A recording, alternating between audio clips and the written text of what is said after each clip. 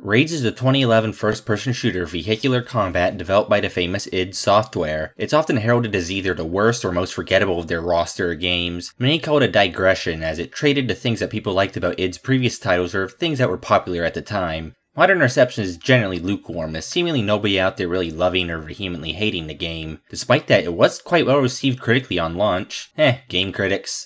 Rage is a bit of a game developer's equivalent of a midlife crisis. It largely takes after the design of contemporary shooters at the time and sloppily crams in references to Quake, Doom, and Wolfenstein 3D, assumingly to invoke nostalgic feelings in the sense that it's a return to form of sorts for id. We wouldn't actually get a return to form until the 2016 reboot of Doom, which was so good that it wiped Rage from collective memory. I actually have an odd relationship with this game. I really liked it the first time I played it. Then I went back to it several years later and disliked it. Now I've replayed it for the third time and I feel mixed, leaning negative this time around. Taken all together, it's not an objectively bad game, but it's certainly a questionably designed one. It has great ideas with consistently middling execution, good core gunplay juxtaposed to typically subpar encounter design, and a barren open world with some of the most milquetoast quest structure out there. In this video, I want to analyze Rage to see how well it's held up over the years, and if it really is a sloppy heap of mechanics that were popular at the time. To make it clear how I feel in advance, I personally believe it's the worst game by id that anyone cares about. Don't bring up stuff like orcs and elves in the Doom RPG, and Doom 3 is objectively a better game anyways, even if you didn't like Doom 3. Regardless, worst doesn't inherently mean awful. Is Rage truly bad? Let's just dive right in.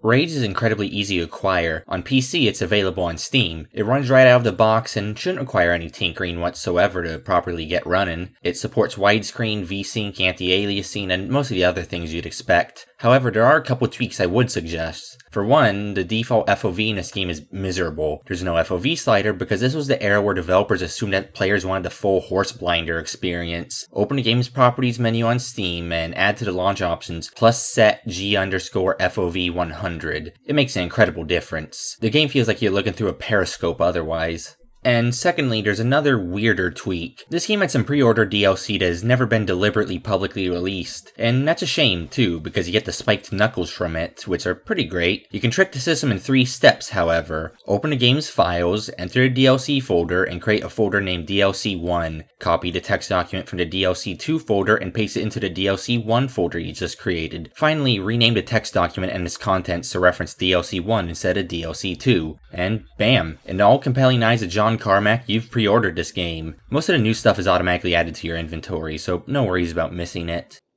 So, what's the story of Rage? Well, despite the title, you aren't going to be ripping and tearing here. Instead, you're Nicholas Rain, a silent protagonist so memorable that I had to Google the plot to remember his name. He was placed in cryosleep on a pod called an Ark, which was used to help humanity survive a massive asteroid colliding with Earth. He wakes up 100 years down the line and gets rescued by John Goodman. No, really. Then, from there, most of the story is just about doing a bunch of odd jobs for random characters with little to no personality. You eventually get introduced to a resistance movement, and, get this, they're called the Resistance. Do you want to know who they're resisting? The Authority. I can't get over that. It's a sci-fi equivalent of fantasy writing where the antagonist is called the Evil One or the Dark One or something like that. Frankly, I had little hope for the writing to begin with, but it was brutally dashed when that was revealed. I'm actually astounded I forgot about this from my original playthroughs. Overall, it is an incredibly uninteresting, dull, and generic story. It's exactly the kind of story you'd expect from a tech demo game. It has no real sense of pacing, no soul, and the writing isn't witty or particularly enjoyable. It's told overwhelming through NPCs talking at you with little or no other means of conveying anything about the world or story to the player. They obviously want to show off their dialogue animations, which is why I flipped the game to Bird by running away from NPCs and make them skip their dialogue. How about we just move along? Make no mistake, Rage's gameplay is very much a product of its time. Here's my 4 horsemen of the mid to late aughts shooters thing again. Regenerating health, iron sight, sprinting, and a 2-weapon limit. I must always clarify that these mechanics aren't inherently bad on their own, but most games from this time implement them without properly understanding how they should be implemented. Rage has 3 of these 4, with it only lacking a 2-weapon limit. Thankfully, instead of a 2-weapon limit, you carry your entire arsenal on you at any given time. I'm personally glad they did this since a 2-weapon limit would have made this game unplayable. You get more and more weapons as you progress through the game, with the final weapon only being received just before the final stretch. I'll talk more about that later, so let's focus on the other horsemen. Regenerating health is prominently featured in this game. I pronounced it right for once. You don't have very much health on Ultra Nightmare at least, so you can't do much in the way of interesting things in combat. If you want to play aggressively, I'd suggest an easier difficulty, frankly. You can use bandages to instantly restore your health, but they are in limited supply. As an obvious band-aid on this wound, they added a fair bit... I just can't say. I'm not doing any more takes. They added a defib mechanic, which allows you to survive death either once or twice with a 5-minute cooldown on each of these resurrections. I'm not sure how I feel about this, because I think more health outright or some kind of more pure risk versus reward mechanic would have done much better. In fact, Rage 2 actually addressed that by making enemies drop more health when you play aggressively. Regenerating health works for the gameplay here, especially because this game's hit scanners are probably the reason why it bears its title, but I don't think it would be my first choice.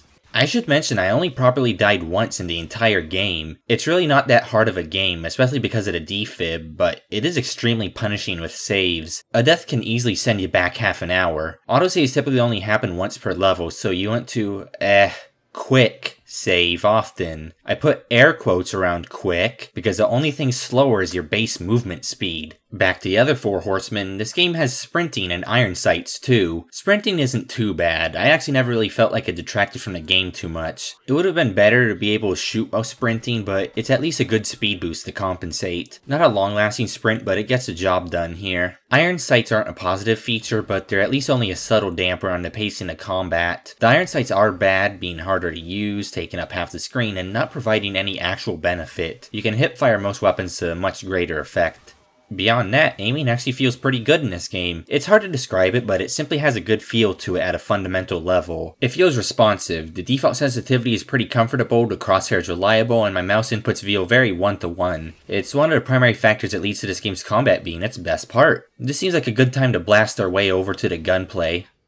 Much like its predecessors, Rage allows you to carry the entire game's arsenal at once. It's actually a fairly well done arsenal, though it does have some problems with multiple weapons fulfilling almost identical roles. I'd argue the arsenal is one of the best parts of Rage. Almost every weapon has punch, and no single weapon slot ever fell out of use. On top of all of this, all weapons have multiple ammo types. Special ammo types tend to vary wildly, with some being extremely gimmicky and others greatly amplifying the power of the weapon at the cost of being rare or having a smaller magazine. I may as well start with the fact that the pistol is pretty good. It's an effective weapon from start to end. It feels good to shoot, and its sole upgrade is nice, despite not making any sense. Anyways, I think the last round in a magazine does bonus damage, but I'm not 100% sure. Assuming that is true, it'd be the sole gimmick of its kind in the game. I always like it when a pistol remains viable throughout the entire game, because it's a sign that extra care was put into the arsenal. Shotgun's nice. That's a great 12 gauge to the general quality of a first-person shooter arsenal. It has this powerful rhythmic feel where you can blast an enemy and then finish them off with a well-timed smack.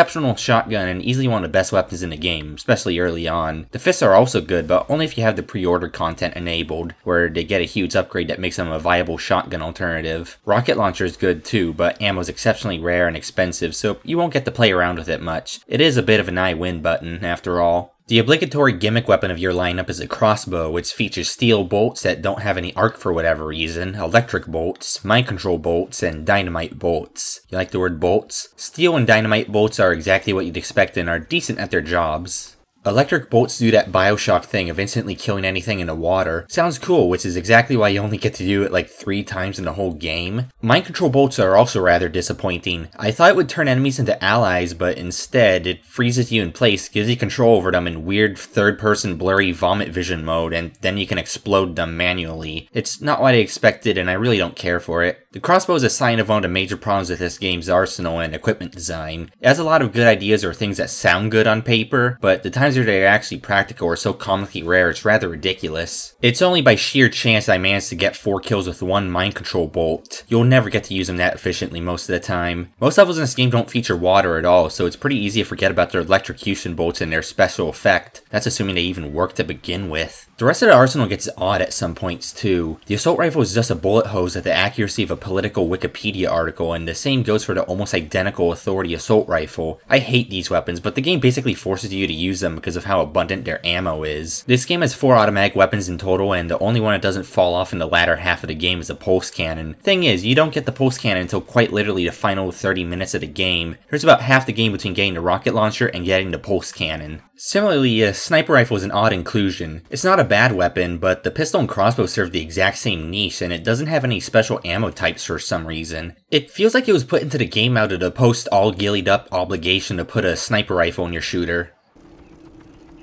I can take it.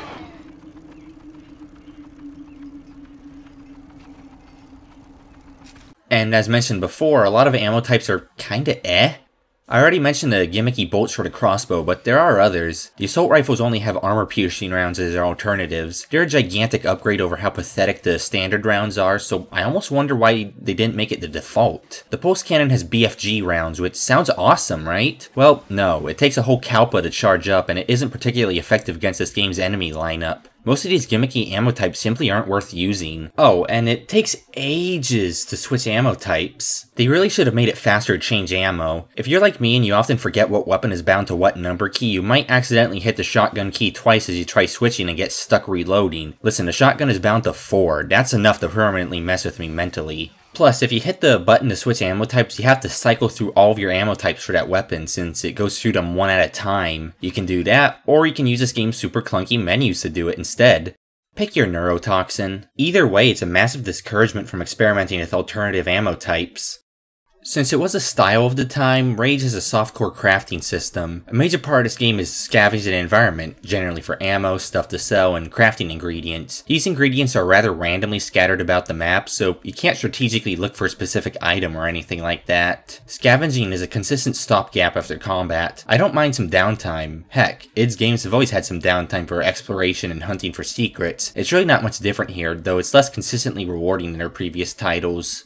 Regardless, you have 4 quick slots for equipment, which are effectively specialty single-use items such as bandages, sentry turrets, exploding RC cars, and grenades. You don't need anything other than bandages and fragmentation grenades, but you can do some fun stuff to the other equipment. You can buy or find recipes and use them to craft basically anything that isn't a grenade. Personally, this is one of my favorite ideas in this game, but it shows blatant ideas of being undercooked. The major issue is that you have to go out of your way to acquire and use most of the craftables, and it's consistently not very rewarding. The exploding RC cars are a great example where you need to position yourself properly to use them and pray enemies don't shoot it on the way over to them, only for it to not really deal that much damage. Sentry turrets in particular often get annihilated in a matter of seconds. They're hard to use to good effect. If you ask me, if the player goes out of their way to use an item they crafted using rather scarce ingredients, then maybe these items should be consistently effective? Why bother crafting and placing something like a turret when they're nothing more than glorified distractions? Maybe this is another one of those ultra nightmare problems and your mileage will vary. I doubt it though. Similarly, you're probably familiar with the wing stick. I think they advertise the game with these things. To be honest, I forgot I had them throughout almost the entire game. Their parts are rather rare and they aren't much more effective than simply shooting. There's other items that are nearly obsolete, like the EMP grenades that solely exist to counter turrets, which appear in one level, and one specific infantry enemy you only encounter about a dozen times in total throughout the entire game. For me, the best piece of equipment was the Authority Enhancer, which is effectively just a funnily named Quake quad damage power-up, complete with sound effects straight out of Quake.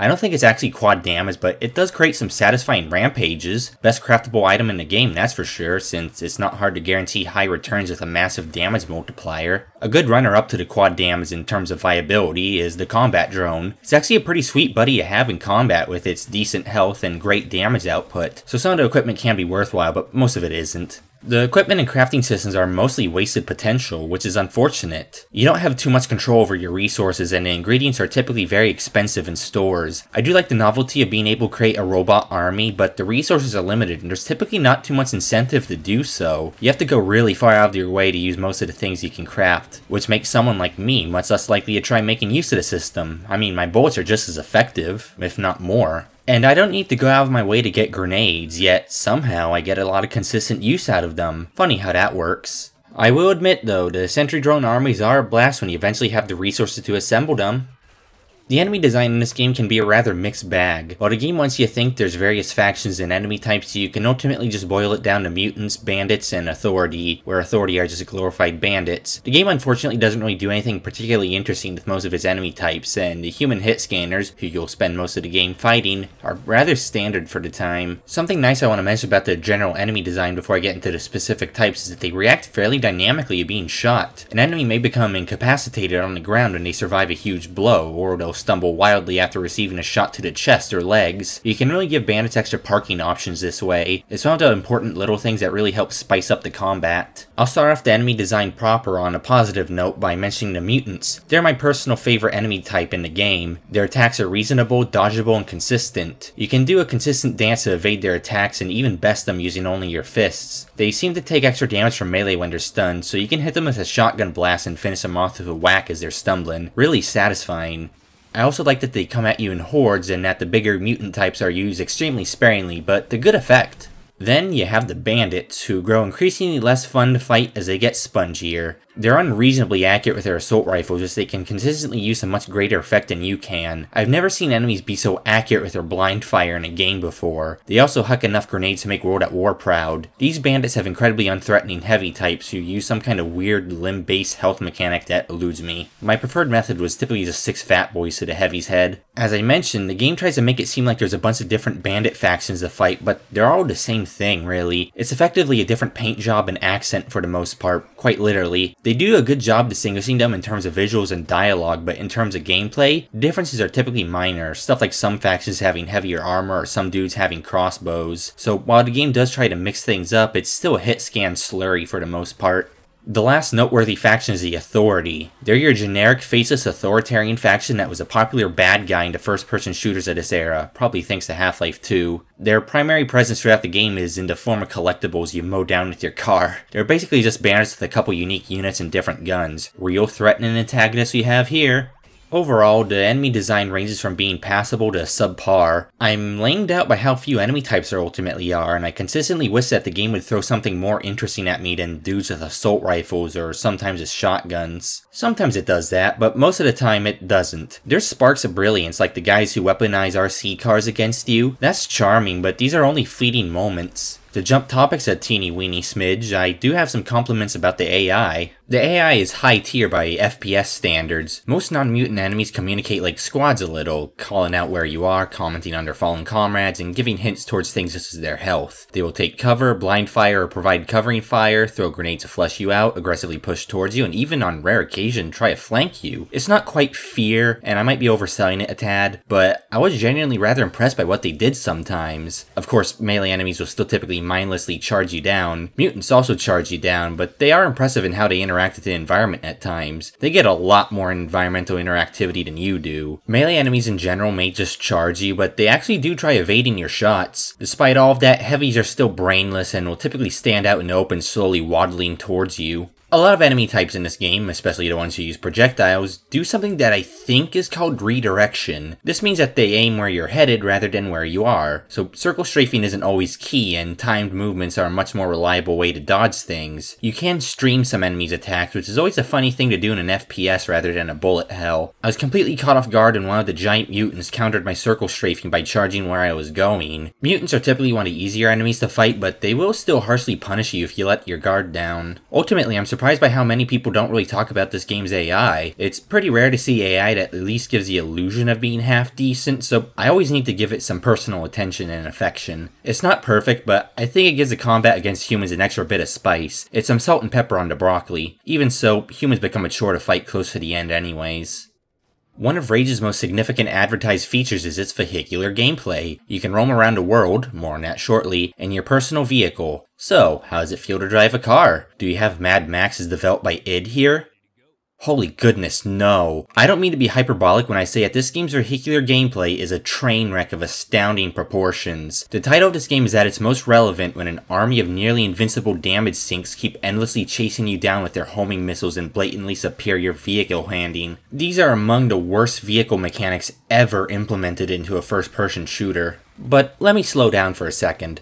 How do the cars themselves feel to drive at least? Well, it's rather subpar. The controls are very arcadey feeling as you'd expect, but vehicles have a minimal sense of weight to them. Vehicles are ridiculously light and feel like they go flying at slight inclines or collisions. Turning is a royal pain in the bum and only gets worse as you get allegedly better vehicles. There's no true drifting feature and the brake is almost instantaneous. There's no real finesse to your maneuvering overall and it feels unbelievably awkward and clumsy all around. You can upgrade your cars, but this is a near meaningless feature. You need to win races or destroy other cars to win upgrade points for your car, which is funny because you typically need upgrades to reasonably earn these points in the first place. So you need upgrades to stand a chance at getting more upgrades. Great. This is most notable with the time trials, which are nearly humanly impossible. I was only able to beat one of the 4 time trials I tried, and it was by 1/10 of a second. The other races, however, are overwhelmingly trivial. I came first in almost everything that wasn't a time trial on my first try. It's nonsensical difficulty balancing. Beyond that, you really shouldn't upgrade anything but the final car, the Monarch. Since the vehicles are tiered, your early game vehicles are rendered completely obsolete by later game vehicles. The final vehicle has better base stats unupgraded than the fully upgraded version of the vehicle prior to it. Completely brain-dead design that brutally murders any sort of attachment you could have to your vehicles.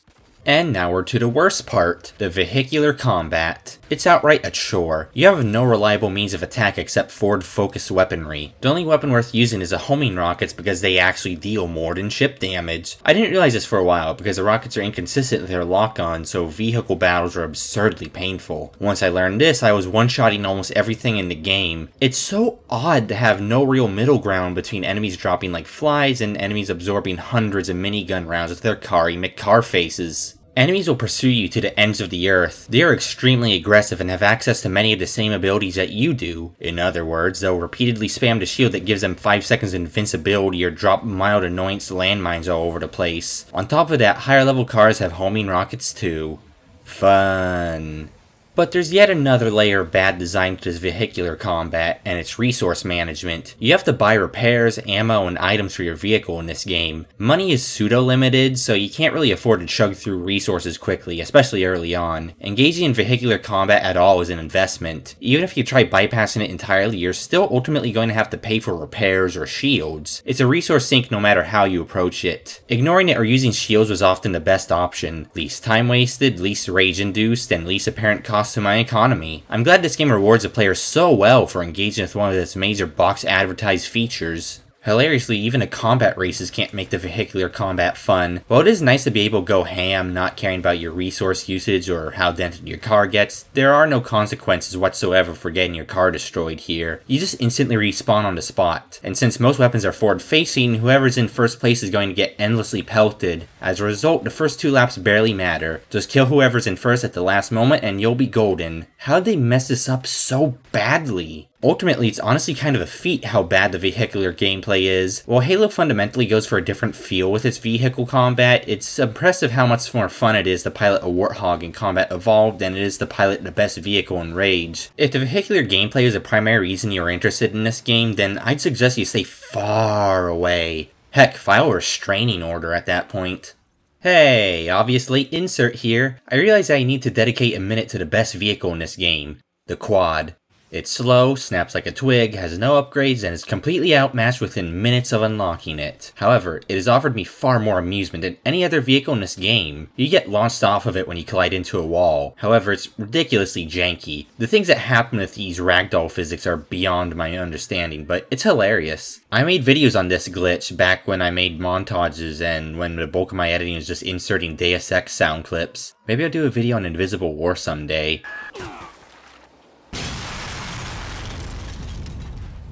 Also, this game doesn't even offer you the catharsis of enemies to run over with your car. Without that, what's the point of vehicles?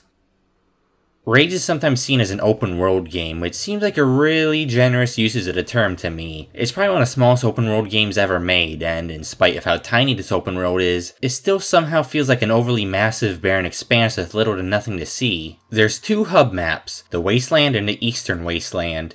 Yeah, creative names. The idea is that you'll take missions from one of this game's minuscule sprinkling of settlements, where you're typically sent to a dungeon of some sort. The vast majority of the time, these quests effectively boil down to go to A, grab B, return to C. It's the most milquetoast quest design imaginable. So, you have to traverse these hub maps using your vehicles, otherwise you're probably going to get one-shotted as a reward for walking for 10 minutes. There's some new problems with vehicles in these hubs. For one, enemy cars are placed in central locations in the map. Even if you have no interest in fighting them, you're inevitably going to encounter an enemy car that was specifically maliciously placed there to do chip damage to you. So maybe you choose to fight back, like most players probably will. There are consequences for that, however. As you destroy more cars and progress in the story, the enemy cars you encounter get tougher. If a level 1 car is a fruit fly, then a level 4 car is a bear with twin chain guns on its back and enough rabies for the two of you. I find it rather inorganic and unsatisfying that the world is so blatantly dependent on the player, but it's also quite horrible that you'll eventually reach a point where almost every car you encounter spams homing rockets and invincibility shields. That's just not very fun. And did I mention these machine gun towers that pelt you as you drive past them? They're immune to your vehicular weapons and they also respawn. They're everywhere in the open world, one every 1,000 feet I'd say. You have to get out and bust out the sniper rifle if you want to be easily rid of them. They're the exact kind of minor annoyance that really makes my blood boil. I want to ask the developers, why did you do this? The wastelands themselves are bland and uninteresting. There's very little to see, explore, or do in them. It's an open world that you have no real incentive to explore since anything noteworthy will be encountered in quests anyways. A decent chunk of this game will be spent in these canyon-flavored corridors. They mix it up about 2/3 of the way into the game with the eastern wasteland, but it's effectively just a blue-gray version of the same thing. Both of the wasteland hubs have a rather boring design where you have a semicircular area close to the center of the map which is directly connected to the rest of the map. While there may be branching paths from the central area, they don't really interconnect or anything like that. It's simply uninteresting and feels rather restrictive and gamey. Most notable locations in the open world are quest locations, especially main quest locations. Some side quests also have you backtrack to earlier levels where the encounters are very slightly changed up. Only a couple side quests have anything remotely unique attached to them. You can also find some special flowers in the wastelands, but they're so rare and hard to spot that it's like finding a needle in a haystack. And for what? An item that sells for 50 Washingtons? Barely enough to purchase repairs for my car? What a waste of time. Now, the Sewers expansion tries to rectify this a little. Yes, there's an entire expansion that does nothing but add 9 sewers to the game. They're really just short mutant dungeon crawls that all blend together scattered about the open world. They have some minor loot in them, but that's about it. They're at least a minor incentive to look around the map. It's still just a microscopic piece of scotch tape over the wound. And naturally, it's sewers. Because sewer levels are so popular, right? You also can't enter any of them until you beat the first one in the game, which is weird. It's sewer progression gating. Moving on, we have quest design. I could write a long section about it, but instead I'll put as much effort into this as the developers did. It's overwhelmingly fetch quests. Talk to X, go to Y, find Z, return to X. Even a main quest is structured like this. Sometimes you get to race, or, even more thrilling, talk to multiple NPCs before being sent to fetch something, but these oh-so-lovely treats are rare. I genuinely have nothing more to say. To close off this section, I'll talk about the hub towns. You have 2 hubs, Wellspring and Subway Town, corresponding to the Wasteland and Eastern Wasteland respectively. There isn't much to them, and it's actually rather standard generic RPG town stuff. You have a couple quest givers, some vendors, and a handful of minor side activities. The only thing unique in either of these towns is a vendor that periodically sells a randomized item at a discount. That's what qualifies for something unique at this point. As for side activities, you can gamble. You can play some kind of poker I never bothered with. This weird minigame that's so blatantly rigged against you is basically a carny game, or a 5-finger fillet, which is a timing-based minigame that pays diddly squat. There's also the races, which can be engaged by talking to your local racist. There's also a bounty board to pick up some more of those fetch quests you love so much. That's about it.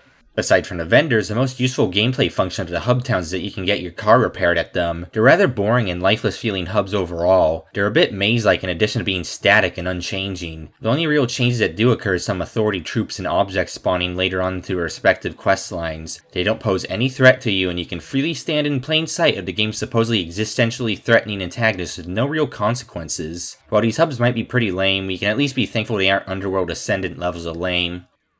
I'm injecting a quick level design segment in here later on because I admittedly don't have as much to say about it as usual. I don't think Rage has awful level design, it's typically just passable to bad. It's about as standard as it gets for a shooter of its era, though it does have its moments. Maps are incredibly linear with almost no deviation. It has that mid to late aughts dungeon design where all doors close behind you and where the dungeon loops back in on itself. There's very few worthwhile secrets to find and consecutive encounters don't tend to have a good flow between them. Most encounters are unbelievably samey. Rage does at least try its hand at one-off gimmicks. Every dungeon does have some minor unique features, such as unique enemy variation or some kind of gimmicky obstacle. You'll sometimes face something like RC cars, grenade balloons, turret sections, etc. It's rare but typically welcome, I guess. A rare few levels actually do feel intelligently designed, such as the Wasted Garage. The fights in this level have a good feel to them, and it's easily one of the highlights of the game. It has a lot of good level design the rest of the game tends to lack. Circular navigability, flanking routes, varied cover, healthy mixing of close range and medium range gunfights, and so on. It facilitates aggressive play and player choice, two of the best things a first-person shooter arena can potentially facilitate. I feel like more love went into this one level than most of the rest of the game combined. In comparison, the rest of this game consists solely of spicy corridors. You spend so much of the mid to late game fighting bandits in brown and gray corridors that even when the game tries to distinguish them, they still blend together. The bandits just get so sickening to fight, and even mutants become a bit draining. Late game bandits are so tanky and dangerous that the game devolves into the typical stop, pop, and wait for health to recharge, rinse and repeat affair of the time. Even the last level of the game is effectively a bunch of corridors. Battles in the open world don't really have any sense of freedom of approach to them. You're typically funneled into them with little to no option to use your vehicle, snipe, set ambushes, sneak around, etc. Isn't that where most of the fun in a supposedly open world game like this comes from? From being able to approach encounters in open space however you want to? Again, this game simply didn't warrant this limp-donged open world. Everything about it is boring, and even solid core combat can't redeem the select few fights you'll have in it. After the honeymoon period of Halo Infinite, I started to realize how much of that game is corridors. Yeah, sure, the combat is foundationally solid, but the level design is so bland and soulless. It's ultimately a similar deal with Rage, though Rage's combat isn't as good if you ask me. I can't help but wonder how big-budget AAA first-person shooters keep having such weak level design. Have most non-indie level designers just lost their touch? I feel like the answer would sadden me, so let's move on to something else. Rage is quite well known for its visuals. It's a good looking game for the time, and I'd argue it still holds up well today in some regards. Texture resolution is fairly high, environments can be varied, skyboxes have a great sense of scale, and so forth. It's obvious that a lot of attention to detail is placed into the environments. Heck, even the sewer levels have a crispy look to them. I also like the post-apocalyptic sci-fi feel of the game. It's a bit of Mad Max with the cars and the junk punk aesthetics, or whatever you'd call it. The world has a destroyed feel to it that does sell the whole dinosaur extinction 2, the resurrection thing going on, though I'm not really sure if a world like this would have thousands upon thousands of bandits with different clans being within spitting distance from one another. Frankly, I like these scrappy post-apocalyptic worlds in media, so this setting is actually a fairly easy sell for me. The world feels incredibly static though, and bear with me for this. You know how people get plastic surgery often want a face made for photos per se? Rage feels like the game equivalent of that to me. Rage is a game that looks great when you see screenshots or small snippets of it, but in action the game loses a lot of that luster. I do have more to say about this shortly, but let's move on to what you probably want to hear about here. It's a new innovative Carmack technology that was designed for this game, Megatextures. I'm going to try describing it in layman's terms, so if you want a more technical or even accurate definition, you may want to look elsewhere. Megatextures is effectively the idea of having an insanely large texture stored in the background, which is read and displayed in small segments as needed. This insanely large texture is 32,000 by 32,000 pixels in size, which is a bit over a billion pixels a pop. That's some fidelity, that's for sure. Allegedly, this game is well over a terabyte uncompressed, and it's largely because of this. This has two notable upsides. The one that most people care about is the fact that it allows every texture in the game to be unique. The other upside is that the visible textures are adjusted in quality as needed, and only visible textures are stored in the RAM, allowing for weaker computers to produce far more detailed visuals. This game looked surprisingly good back when I played it on my figurative toaster back in 2013 or so. Anyways, that's what I understood from what I read. If I got anything wrong, well, nerds use word too big. Give lunch money. Megatexture strikes me as a solution to a problem that never existed that happens to have its own set of problems. Tying back to my point about the game looking best when it's completely still, the biggest problem the technology has is with pop-in. I'm usually not too bothered by texture pop-in, but it's some of the most extreme I've ever seen in Rage. You'll see these blurry textures in the corners of your eyes constantly. It's especially extreme when you try and admire the care that was put into the skyboxes. And this horrible pop-in is for what? The ability to have unique textures on every wall? Now, that does sound like a cool idea, but in practice, would you even know this was a thing if you weren't aware of the tech? How often are you closely observing wall textures in video games? It's entirely possible there's something I simply don't understand, but I'm not really seeing what the appeal is. I don't notice unique textures on every wall, but I do notice textures popping in the corner of my vision. How about we get rid of texture pop-in altogether instead? Ultimately, I guess you can say that I'm not overly impressed by Megatextures. I don't think the trade-off is worth it. And there's a general lack of environmental interactivity to top that off. Most objects in an environment do nothing when you shoot them, and the game doesn't really play with environmental destruction or anything like that. It's simply one of those games where the world feels like a set. You are in a tech demo after all. Sound design in this game is mostly decent, not too much more to say. Guns sound good and meaty most of the time, with even a basic pistol sounding like it's higher caliber than a stapler. Most first-person shooters don't get that right. We see monsters!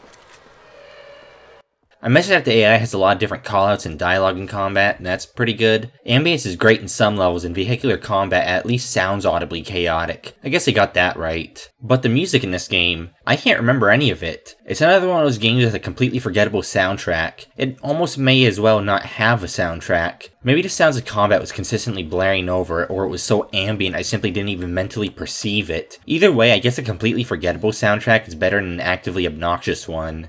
As for voice acting, well, it's a complete blur for me. I remember almost none of it. Half because I didn't like the writing in this game at all, and half because I skipped most dialogue. Bandits at least have some amusing chatter, and I was impressed by the fact that they have at least more than one voice actor. Overall, I'll just say it's bad. There's also a weird quirk to the sound where it can sometimes desync. I have absolutely no idea what causes this, but it primarily occurred when I was driving around and when I was in the final level of the game. I've never seen another game with this issue before. It was glaringly obvious and incredibly distracting whenever it happened.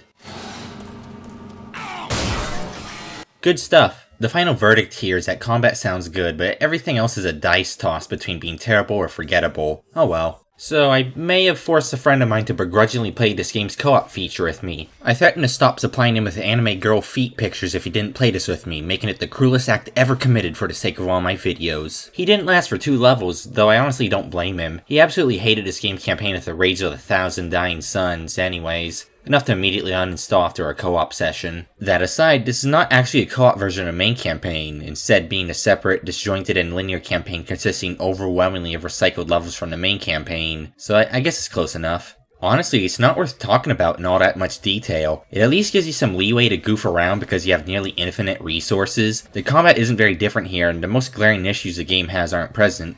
Yet, somehow it's rather boring. I can't put my finger on why. Maybe it's because it's contextless, rather bland, and obviously quickly scrapped together. It seems to be more of a pseudo-cooperative mode than anything else. The game keeps tally of score competitively. Your score ultimately doesn't seem to mean too much. Maybe it's increased replay value or something, I genuinely can't tell. Not like you can get very creative or interesting when the shotgun stomps everything you point it at. Unfortunately, you can't friendly fire or anything like that, which kind of ruins this because fighting each other with RC car bombs would have made this unfathomably more fun. Looking at other people's videos of the co-op campaign here, it seems that it really is overwhelmingly recycled, slightly altered content from the main campaign, so a lot more boredom was all that awaited us. Yeah, good thing he pulled out sooner than later.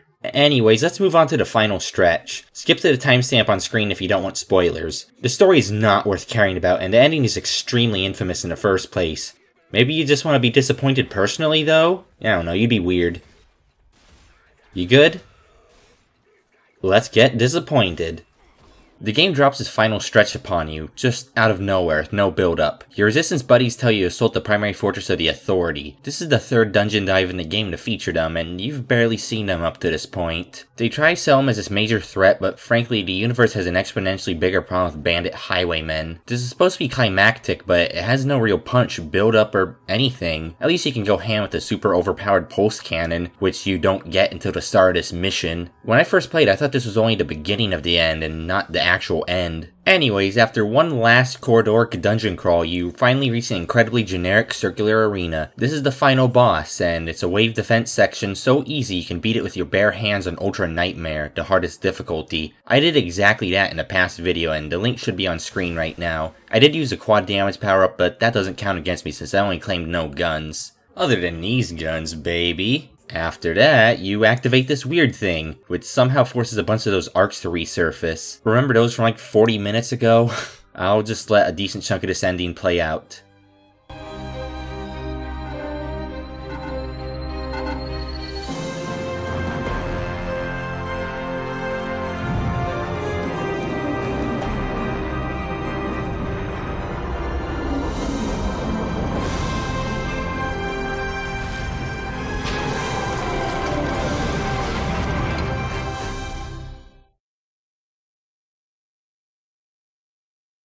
Oh, weird time to pop that up. There's more, right?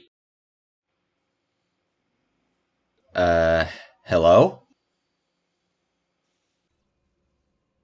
Yes, that's how the game ends. I did not skip anything. You're just unceremoniously plopped back into the game after a cinematic that says almost nothing. The story just stops. It's so weird. It is a funny, probably unintentional return to id's roots though. You know how when you beat Doom 2, you basically just get a screen of text? 10 or so hours of gameplay and that's all you get. It's like a slightly modernized version of that, where instead you get a 30-second cinematic that says nothing. Great callback. In conclusion, the ending sucks and so does the story. Do I really need to say any more? You've seen all it has to offer now. It's certifiably garbage and I can see why it induced some rage in critics, even at the time. So, what are my concluding thoughts on Rage? Well, it's one of the most subpar to mediocre games I've ever played on my channel. It has its goods and its bads, but the bads feel like they outweigh the goods. Its core combat can be fun and satisfying, but surrounding that combat is miserable vehicular gameplay, a shallow open world, bland quest design, and a story so close to being non-existent that I have almost nothing to say about it. It's a digression from the rest of id's works. It's a slower paced game borrowing from the trends at the time. It's more like the Call of Duties and the Halos than the Dooms and the Quakes. This isn't a dooming flaw for... Oh, I didn't think about the obvious joke there. It isn't a dooming flaw that it takes after other games at the time. But it's easy to understand why some people hate this game. Even if you like the gunplay, you still have less mobility than average, and regenerating health can slow the combat to a crawl. Heck, Rage doesn't even let you sprint sideways and backwards like Doom 3 did. Rage gets a lot of small things right, and a lot of small things wrong. And it gets a lot of big things wrong, too. I don't hate it, I don't love it, and it's objectively not a good game. Yet this is also like my third playthrough. The core combat is enjoyable enough, environments can be pleasant to the senses, and it is admittedly quite fun to amass a small robot army. It ends up being repetitive, mindless, and a genuine test of patience at times. Even if the combat sounds like your thing, it's simply not a game I can really recommend without handing out a CVS receipt of caveats. It's at its most fun when you focus down its main quest, ignoring the empty open world, the troll-like vehicular gameplay, and the subpar quest design. But can a game really be good, or even mediocre, if you have to ignore so many things for it to be enjoyable? No.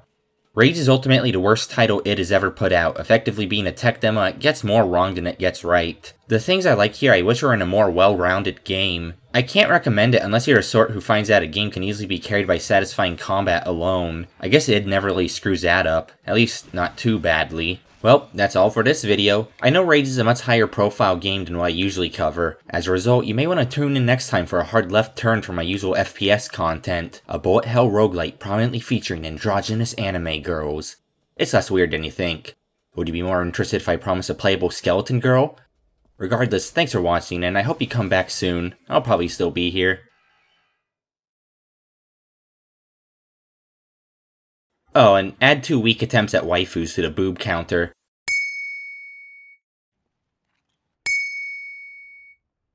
I almost didn't add anything to it for 3 videos. That would've been a first.